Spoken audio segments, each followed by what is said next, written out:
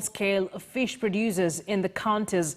The joint venture between the Kenyan government and development partners is being implemented in 15 counties and is aimed at boosting economic activities among the rural-based communities.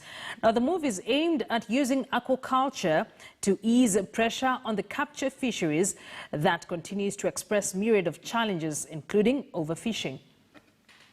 It's going to ease the pressure from the capture fisheries. As farmers now and the fisher folk started doing the fish farming. We are saying also in the context of the climate change, with the floods, sometimes the droughts and all that, aquaculture, using maybe the new technologies and the amount of water being used, is actually going to help our people to actually push the agenda forward.